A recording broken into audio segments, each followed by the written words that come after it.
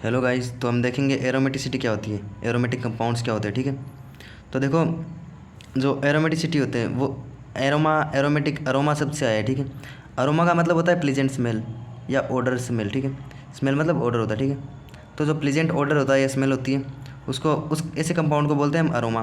ठीक है, जो भी एरोमेटिक कंपाउंड होते हैं उनकी जो स्मेल होती है वो प्लीजेंट होती है। ठीक है, अब देखो स्टेबिलिटी देखें हम, अगर इसमें और इसमें स्टेबिलिटी देखें, इसमें 2 पाई बॉन्ड है कॉन्जुगेशन कर रहे हैं, इसमें 3 पाई बॉन्ड है कॉन्जुगेशन कर रहे हैं, इसमें बड़ा कॉन्जुगेशन हो रहा है, तो ये वाला ज़्यादा स्टेबल होगा इसके कंपैरिजन में। लेकिन अगर ऐसे कंपाउंड देखें, इसमें भी तीन तीन पाई बॉन्ड है, इसमें भी 3 पाई बॉन्ड है, लेकिन अब देखो ये वाला कंपाउंड है ना, ये बी वाला साइक्लिक कंपाउंड है, ये वाला ज़्यादा स्टेबल होगा। ठीक है, ये वाला ज़्यादा स्टेबल होगा इस कंपाउंड के कंपेरिजन में। ठीक है, क्यों? क्योंकि ये साइक्लिक है।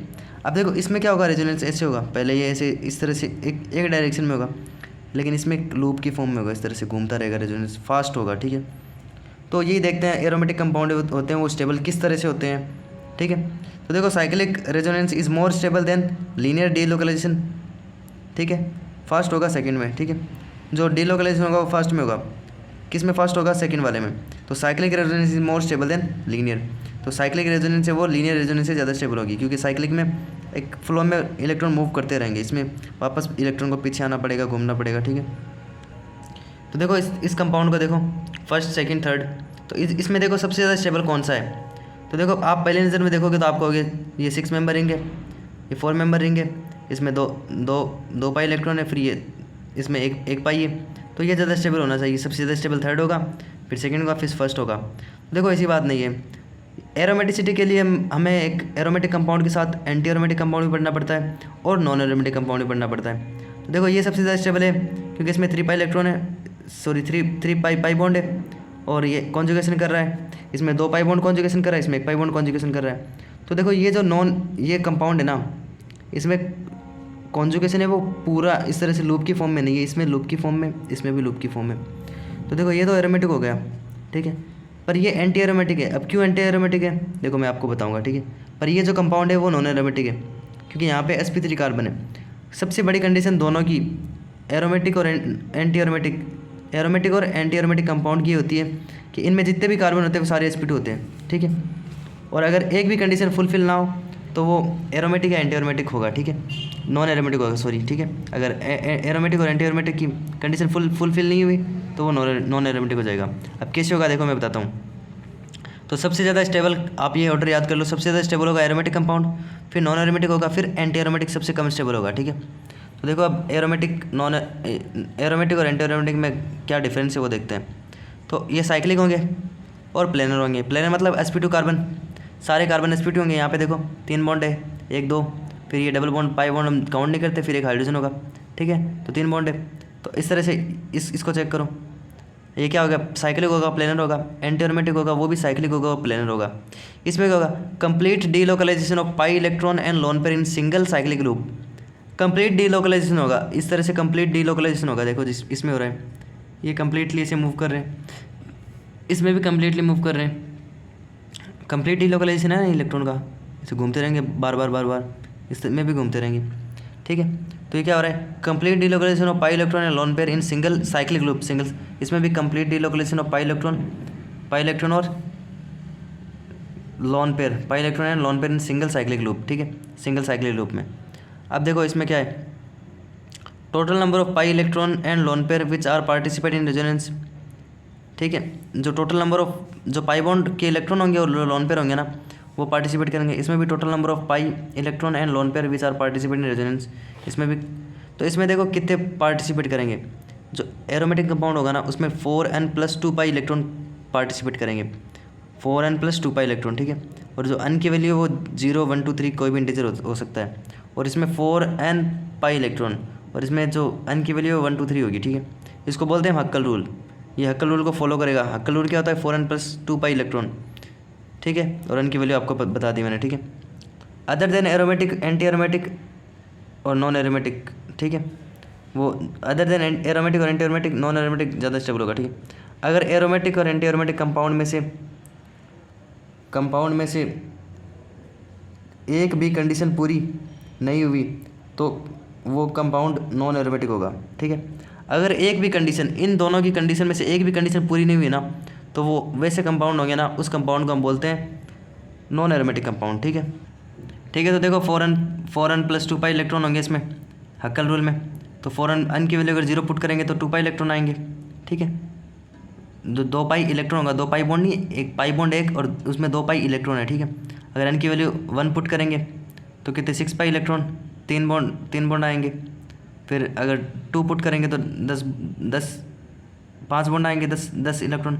इस तरह से यहाँ पे अगर हम देखेंगे कितने, ये देखो 1 बॉन्ड आया था, फिर 3 बॉन्ड, फिर 5 बॉन्ड, तो ओड इलेक्ट्रॉन पेयर होंगे। ठीक है, इलेक्ट्रॉन पेयर कैसे होंगे, ओड होंगे। जो इलेक्ट्रॉन बॉन्ड है ना, इलेक्ट्रॉन बॉन्ड जो बनेंगे वो ओड बनेंगे, 1 3 5 इस तरह से। ठीक है, और इसमें देखो क्या होगा, एंटी एरोमेटिक में 4 पाई इलेक्ट्रॉन होगा, 4 का मल्टीपल होगा, 4 8 12 16 20 इस तरह से, इवन पाई इलेक्ट्रॉन पेयर। ठीक है, तो देखो एरोमेटिक, जैसे ये कंपाउंड एरोमेटिक है, तो इसमें हम चेक करते हैं एरोमेटिक एंटी एरोमेटिक कौन कौन सा है। ठीक है, तो देखो find the aromatic and aromatic and non aromatic compound. तो देखो ये वाला कंपाउंड है, इसमें कितने इलेक्ट्रॉन, 4 पाई इलेक्ट्रॉन है, तो ये क्या होगा, 4 पाई इलेक्ट्रॉन है, तो ये क्या होगा, एंटी एरोमेटिक होगा। भाई मैंने आपको बताया 4 का मल्टीपल होगा तो एंटी एरोमेटिक होगा। तो 4 पाई इलेक्ट्रॉन है ना, इस बॉन्ड में 2 इलेक्ट्रॉन है और इस बॉन्ड में 2 इलेक्ट्रॉन है, तो 4 पाई इलेक्ट्रॉन हो गया, तो ये क्या होगा, एंटी एरोमेटिक हो गया। इस तरह से इसको चेक करो। ठीक है, ये क्या होगा, एंटी एरोमेटिक हो गया। ठीक है, इसमें भी 4 पाई इलेक्ट्रॉन है, इस पर लोन पेयर भी नहीं है। ठीक है, इसका लोन पेयर पार्टिसिपेट भी नहीं कर रहा, इस पर लोन पेयर भी नहीं है, तो ये क्या हो गया, 4 पाई इलेक्ट्रॉन, तो ये क्या हो गया, एंटी एरोमेटिक हो गया। ठीक है, अब देखो ये वाला कंपाउंड, अब आपको पहली नज़र में दिखेगा एक बॉन्ड, 2 बॉन्ड है, तो आप एंटी एरोमेटिक मार दोगे, लेकिन नहीं भैया, इसके जो लोन पेयर है ना, इसके लोन पेयर है, ये भी तो पार्टिसिपेट करेंगे। ठीक है, ये वाला बॉन्ड इधर उधर जाएगा, ये नेगेटिव चार्ज इधर आ जाएगा, तो इस तरह से घूमते रहेंगे। तो हमें lone pair plus pi bond, lone pair को भी काउंट करता है हमें, क्या हमको लोन पेयर भी काउंट करना है। ठीक है, तो ये कंपाउंड, इसका लोन पेयर है, वो पार्टिसिपेट करेगा, तो कितने हो गए, 2 इसके लोन पेयर के हो गए, 2 2 4, तो 4 और 2 देखो, इसके 2 इलेक्ट्रॉन, इस बॉन्ड के 2 इलेक्ट्रॉन, और ये पाई बॉन्ड के 2 इलेक्ट्रॉन, तो टोटल 6 हो गए ना। तो 6 हैकेल रूल फॉलो कर लेगा, 6 होगा, 4 का मल्टीपल नहीं आया ना। इस तरह से इसके भी 2 लोन पेयर हो गए, इसके ये लोन पेयर हो गए ना, 2 पार्टिसिपेट कर रहे हैं, तो 2 2 4 2 6।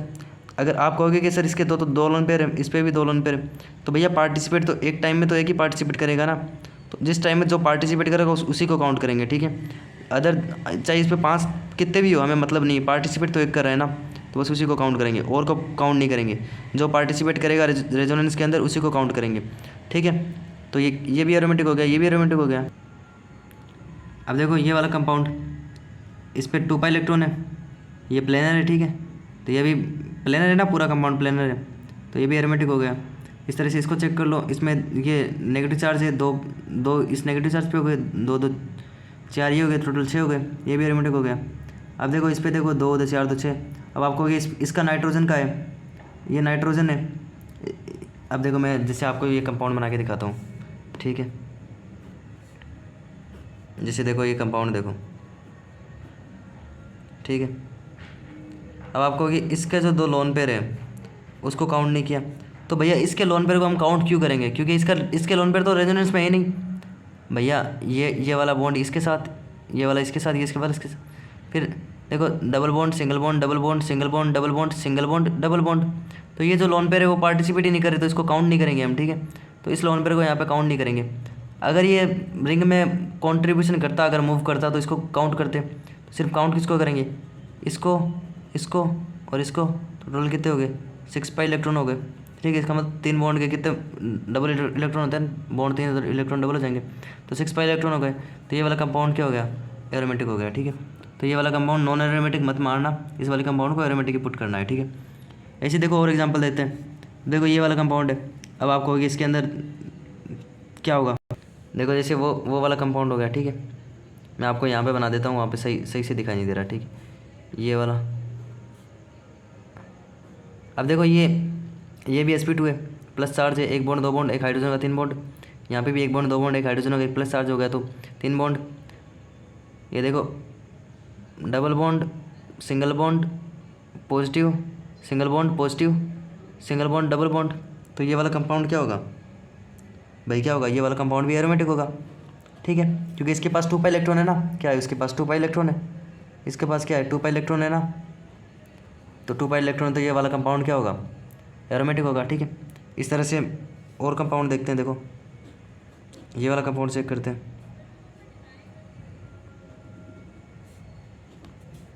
अब आप बताओ ये वाला कंपाउंड क्या होगा। देखो अब आपको लग रहा है ये वाला कंपाउंड 2 2 4, तो ये वाला कंपाउंड होगा एंटी एरोमेटिक। सही बात है, लेकिन ये एंटी एरोमेटिक नहीं होगा भैया। क्यों?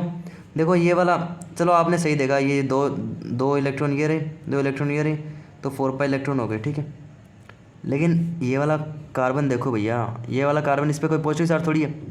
2 बॉन्ड या तो कितने हो गए, 4 बॉन्ड। एक हाइड्रोजन यहाँ पे होगा, एक हाइड्रोजन अंदर की तरफ होगा, 2 हाइड्रोजन हो गए ना। तो ये क्या हो गया, sp3 हो गया ना। तो ये जो कंपाउंड है वो प्लेनर थोड़ी रहा है भाई, कंपाउंड तो नॉन प्लेनर हो गया ना, ये प्लेन में थोड़ी है, ये तो प्लेन के बाहर हो गया ना ये वाला कार्बन। तो सबसे पहले कंडीशन हमें देखनी है, सबसे पहले कंडीशन हमें देखना है कि कंपाउंड होना चाहिए वो प्लेनर होना चाहिए। ठीक है, सारे जो कार्बन है वो sp2 होने चाहिए, जितने भी कार्बन है ना सारे कार्बन sp2 होने चाहिए। sp2 कार्बन होंगे सारे, तो क्या होगा, अगर सारे कार्बन sp2 होंगे तो उसकी वजह से क्या होगा कि कंपाउंड प्लेनर होगा। उसके बाद हम देखेंगे कि एरोमेटिक है एंटी एरोमेटिक है। फर्स्ट कंडीशन हमारी क्या है कि वो प्लेनर होना चाहिए, जो कंपाउंड है वो प्लेनर होना चाहिए। ठीक है, मैंने आपको बताया था। सबसे पहले कंडीशन क्या है, साइक्लिक होना चाहिए।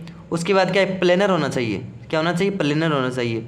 फिर पहले ये 2 कंडीशन चेक करेंगे, साइक्लिक है या नहीं है, फिर देखेंगे प्लेनर है या नहीं है।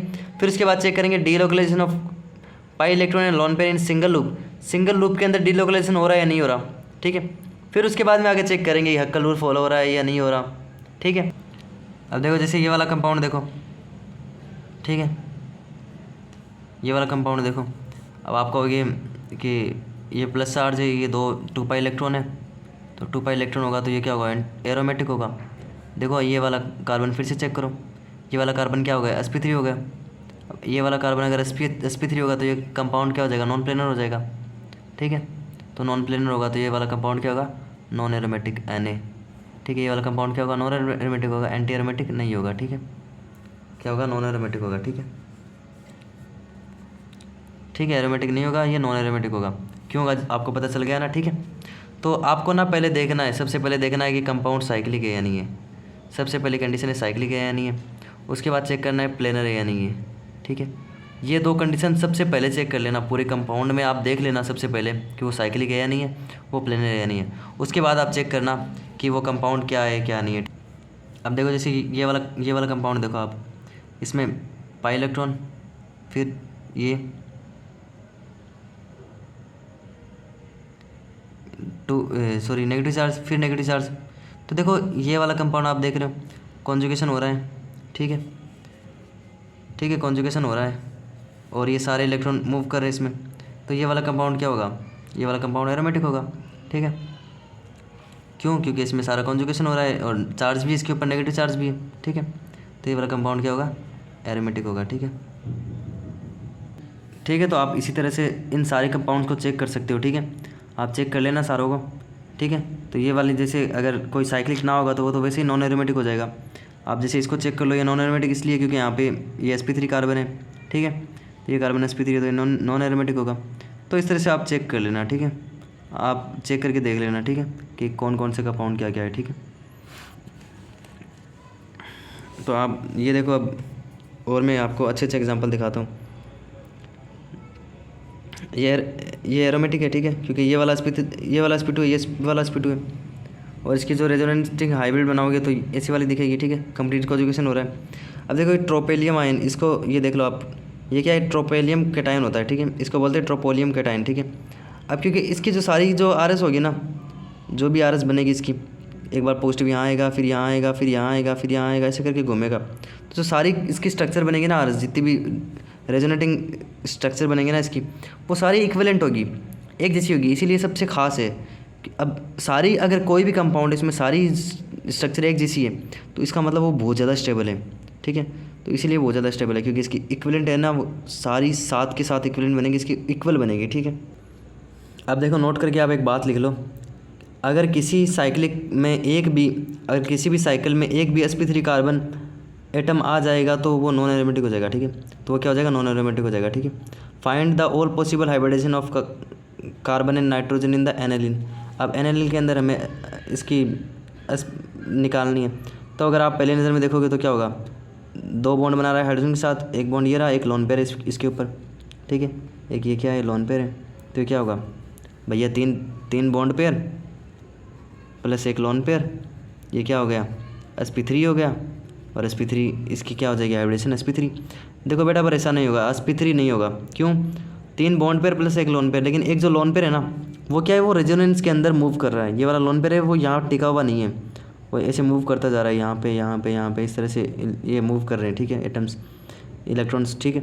तो ये वाला जो कंपाउंड है ना, ये वाला कंपाउंड का जो नाइट्रोजन है वो क्या होगा, वो sp2 होगा, ठीक है, क्या होगा, sp2 होगा, ठीक है। तो ये बात इंपॉर्टेंट है, याद रख लेना। जो भी लोन पेयर वो पार्टिसिपेट करेगा ना अगर रेजोनेंस के अंदर, तो उसको हम काउंट नहीं करते, स्टेरिक नंबर के अंदर उसको काउंट नहीं करते, ठीक है। किसी कंपाउंड में अगर लोन पेयर रेजोनेंस में पार्टिसिपेट कर रहा है तो उसे स्टेरिक नंबर की कैलकुलेशन में काउंट नहीं किया जाता। अब steric number total number of bond pair, sigma bond plus lone pair होता है, ठीक है। तो ये जो वाला कार्बन इस पर, ये लोन पेयर इसको दे देगा ना, इसमें मूव करता रहेगा, तो ये वाला कंपाउंड क्या होगा, sp3 होगा, sp2 होगा, ठीक है, नाइट्रोजन, ये वाला नाइट्रोजन क्या होगा, sp2 होगा, ठीक है। तो इसकी रेजोनेटिंग हाइब्रिड स्ट्रक्चर ऐसी बनेगी, ठीक है, ठीक है। तो अगर आपको अच्छा लगा हो तो शेयर कर देना, सब्सक्राइब कर देना। Thank you so much. देखो एक ये वाला देख लो, इसमें भी देख लो, इसमें कंप्लीट कॉन्जुगेशन हो रहा है, कंप्लीट कॉन्जुगेशन हो रहा है, इसमें भी एक कंप्लीट हो जाएगा। तो ये क्या होगा, एरोमेटिक होगा, क्यों, क्योंकि सिंगल लूप के अंदर हो रहा है, इसके अंदर सिंगल लूप के अंदर हो रहा है, इस तरह से, ये सिंगल लूप में, यहाँ पे सिंगल लूप में हो रहा है, तो ये भी एरोमेटिक है, ये तो एरोमेटिक है ही। और ये नॉन एरोमेटिक होगा, आपको पता है, क्योंकि sp3 कार्बन है, ठीक है, और ये नॉन साइक्लिक भी है, ठीक है। तो ये बात भी आप याद रख लेना, ठीक है, सिंगल लूप में हो रहा है या नहीं हो रहा, ठीक है, ठीक है। आप चैनल सब्सक्राइब कर देना। Thank you so much.